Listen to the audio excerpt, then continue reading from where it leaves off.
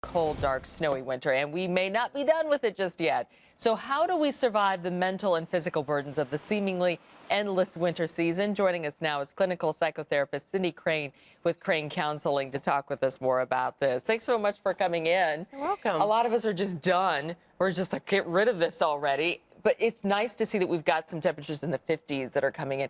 Is this enough to kind of pull us out of those winter doldrums? I have no idea if it's enough for everyone. I'll tell you, I'm looking forward to warmer days I and am too. sunnier days.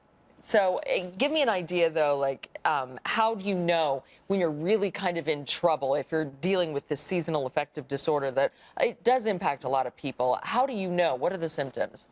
You know, the symptoms vary a little bit depending on the individual, but really kind of classic symptoms are just really feeling down, feeling lethargic, sleeping more, increasing interest in starchy, sugary foods, withdrawal, social isolation, and even sometimes suicidal ideation. Now, some of those symptoms that, I think a lot of us have like the, want the sugary food, the fatty, starchy foods, but how can that also be attributed to just, you've been inside a lot? I mean, how do you know when it's really, really bad? I think you got to take it contextually and look at the other factors that could be also impacting. Certainly, there are lots of explanations for why people would want to overeat in the winter, and including that you have extra layers and you can hide it.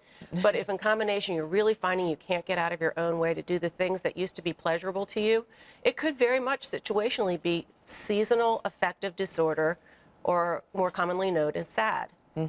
So how much sun do we need? I mean, seriously, I'm talking about over the next few days, if you can get outside and we think that it's just, a minor, issues with seasonal affective disorder, could it be enough sun to kind of perk us up a bit?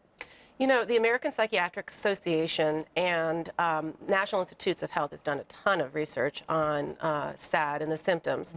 And it's recommended that we get at least 10 to 20 minutes of pure sunlight every day. And the idea behind the SAD is that it's a limited amount of sunlight that affects our serotonin levels.